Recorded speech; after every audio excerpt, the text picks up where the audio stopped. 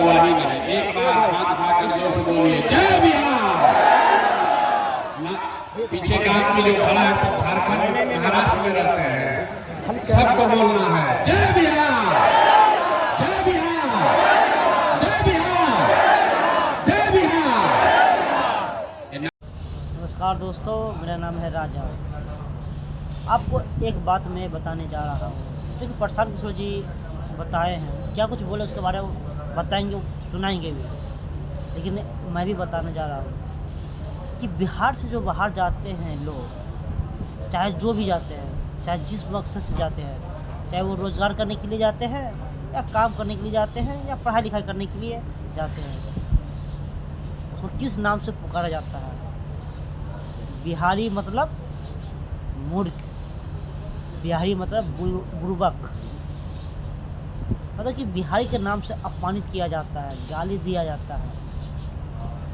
एक बार मैं भी गया था, कहाँ, प्रयागराज महाकुंभ घूमने के लिए, तो बिहारी के नाम से अपमानित क्या होता है वो देख लिए।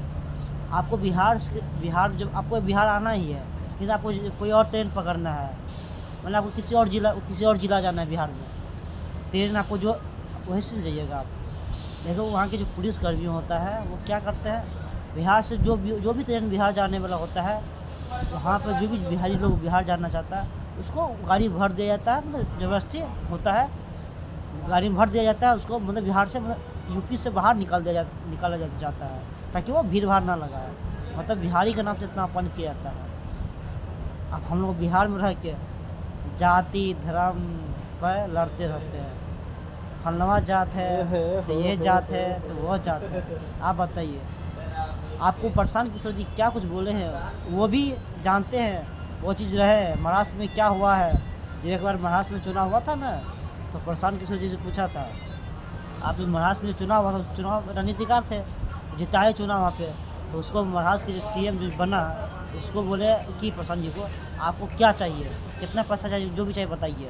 तो प्रशांत किशोर जी बोले कि हमको कुछ नहीं चाहिए, सिर्फ बिहारियों को जो है बिहारियों को सम्मान दीजिए, बिहारियों के नाम से अपमानित मत कीजिए। अब क्या कुछ बोले हैं प्रशांत किशोर जी बिहारियों को लेके, तो अब सुनाते हैं। अब तो बिहार में जानते करते हैं, बार बार जाति धर्म पे लड़ाई होते रहता है। बिहार में रहिए तो जाति धर्म, बिहार से बाहर जाइए तो ये बिहारी फलनवा चिलवा के नाम से होता है। तो जब तक आप नहीं सुधरिएगा, नहीं समझिएगा, तो ये बार बार दर्द आपको खाना ही पड़ेगा, ठोकर खाना ही पड़ेगा। तो एक बार प्रशांत जी कभी बात सुनाते हैं, क्या कुछ बोलते हैं, क्या सच में वो ऐसा ही बोलते हैं वो कि झूठ बोलते हैं। एक बार तो मेरे साथ भी हुआ है, तो आपको बताए हैं, तो आप लोग भी अगर बिहार से बाहर गए होंगे तो शायद बिहारियों के नाम से बोलता ही होगा, ए बिहारी कहाँ से आए हो, तो बिहार से। तो जानने करता बिहार की इज्जत क्या होता है बिहारियों का, तो जानते हैं प्रशांत जी की बात क्या कुछ बोला ही नहीं। एक बार हाथ उठाकर जोर से बोलिए जय बिहार। पीछे का आदमी जो खड़ा है सब झारखंड महाराष्ट्र में रहते हैं, सबको बोलना है जय बिहार, जय बिहार, जय बिहार, जय बिहार। ये नारा क्यों लगा रहे हैं?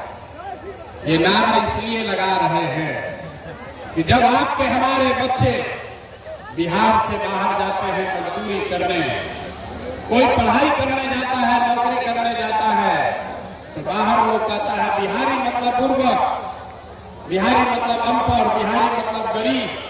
बिहारी करके आपके हमारे बच्चों को लोग गाली देते हैं, अपमानित करते हैं।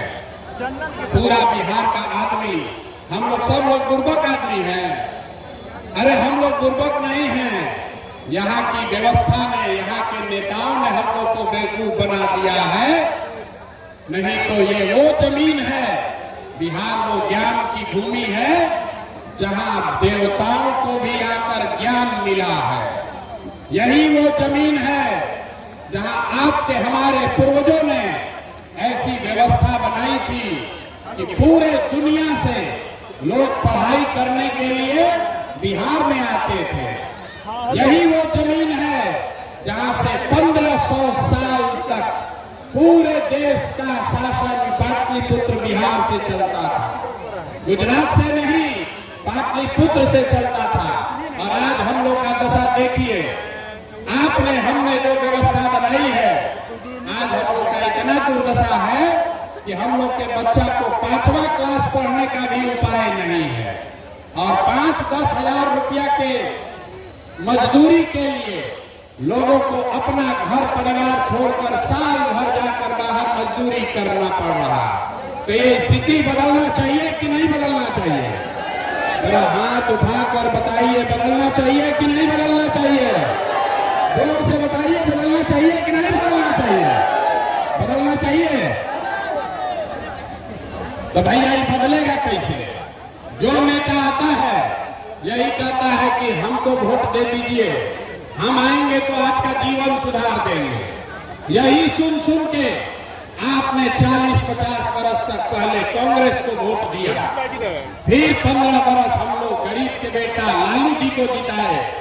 अभी 18-19 साल से नीतीश बाबू कुर्सी पर बैठे हैं। दिल्ली में हम लोगों ने मोदी जी को भी बैठा कर देख लिया, आपका और आपके बच्चों का जीवन नहीं सुधरा। तो अब कोई आए हैं प्रशांत किशोर, आप हमारी बात सुनिएगा, हम पर भरोसा करके हमको वोट दीजिएगा। तो इसका क्या गारंटी है कि जीतने के बाद हम आपके साथ धोखा नहीं करेंगे? भैया वोट से पहले तो सब आदमी अच्छे बतियाता है, वोट के बाद आपको धोखा देता है। इसीलिए जन सुराज में हम लोगों से वोट नहीं मांगते हैं। अभी 15 मिनट में आपको एक रास्ता बताएंगे, आपको ये बताएंगे कि आपकी बदहाली, आपकी दुर्दशा का कारण क्या है और क्या करने से लोगों को, आपके बच्चों को पढ़ाई रोजगार हो जाएगा।